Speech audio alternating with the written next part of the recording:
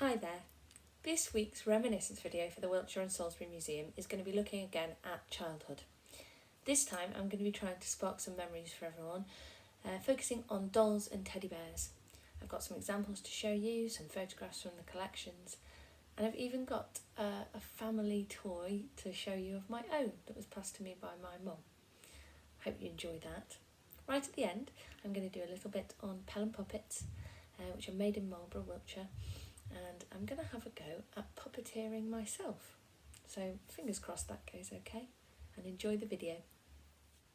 Toys, dolls and representations of childhood are part of both the Wiltshire and the Salisbury Museum's collection. This image shows some of the china dolls that are stored alongside the costume collection in the Salisbury Museum store. We've got dolls that date back hundreds of years. This one is from 1871. It's a peddler doll called Kate Honesty, displaying a wide variety of wares for sale in her basket. Going further back still, this doll from 1790 is a French wooden doll dressed in lace, and the doll is said to have been dressed by Marie Antoinette for her daughter while imprisoned awaiting execution during the French Revolution. Dolls and teddy bears are a significant collector's item of their own and have their own museums across the country. Do you know anyone who was a collector? Even a small collection, china dolls, teddy bears. A little bit later in time, but my sister collected Barbies. I think she had about 20 in the end. Who in your life has been a collector of childhood things? Whenever we talk about childhood toys on reminiscence sessions out in the community, people always talk about their teddy bears. Some people still have them, some people have passed them on to other family members. So I thought this was a perfect opportunity to introduce everybody to this gentleman. This was my mum's teddy and then mine. What I found about him more recently is that he's a Chad Valley bear. That he must have been bought for my mum between 1952 and 1958 because he had a label here which was the Royal Warrant label, which in 1952, after the coronation, became the Queen Mother's warrant rather than the Queen's, for the registered toy maker for the royal family. He used to roar. You probably can't hear it now, he just sort of clicks. But he roared when I was a child. I broke him, probably. And he's seen better days and he's been repaired. But he has come with me into my family. One day, my girls will have him. But at the moment, I put him up on a high shelf so that they can't touch him because, bless him, his mohair's coming out and he's getting a little bit bald. So did you or a member of your family have a teddy bear that you were inseparable from? And what did you call it? Some of the names I've come across are hilarious. I think mine is no more imaginative than Teddy.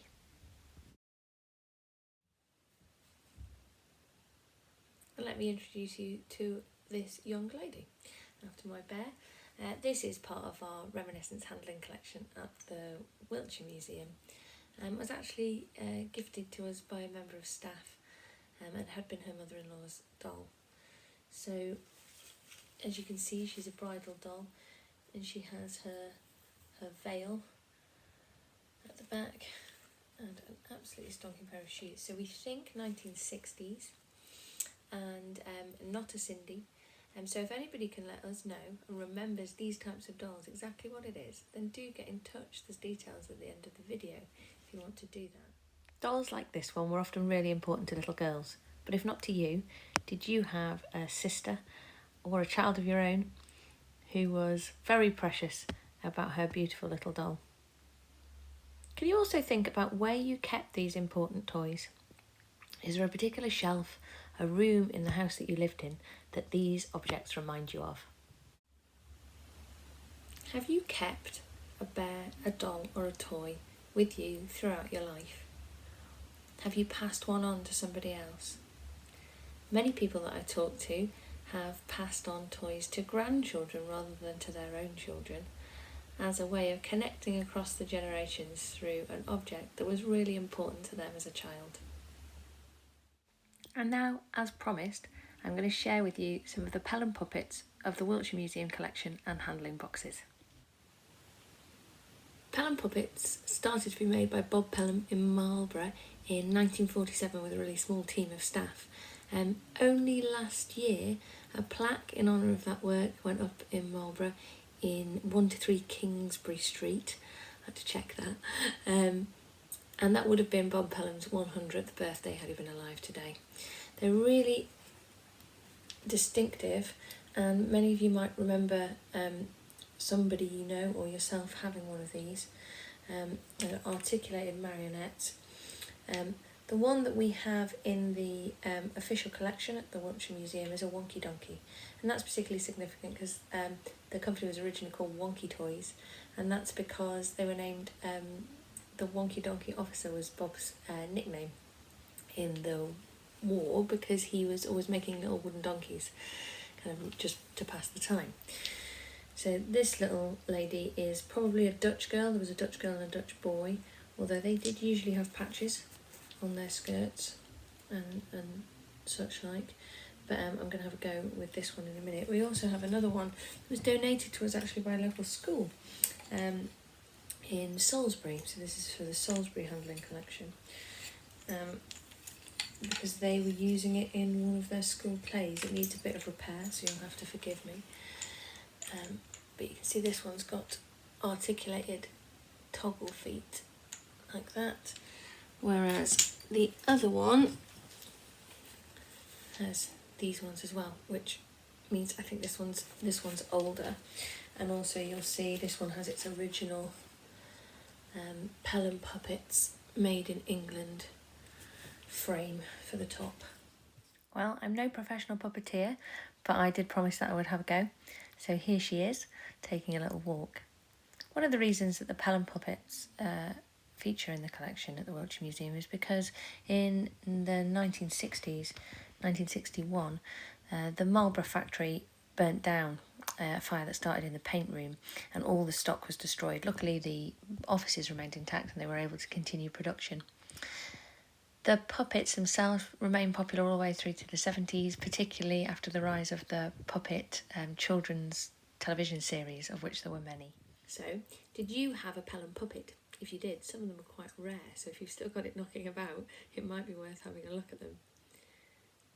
Or perhaps you had a different sort of puppet, something that you played with and experienced that really infuriating thing that I had this morning of getting them out of the box and all of their marionette wires are all tangled together. Perhaps you have some memories, if you're from the Wiltshire area, of the Pelham factory itself in Marlborough, or of remembering the time when the factory sadly burnt down. The Marlborough Times had the headline, "Women in Tears as Puppets Burn," quite dramatic, and it may have stuck with some of you. Well, I've had a lovely morning with these three, and it sparked a lot of memories of my own childhood and the things that I used to play with. I hope it has for you. Perhaps if you take away one thing, you could think, what was that one special toy of mine that I always remember, that I played with and always kept by my side?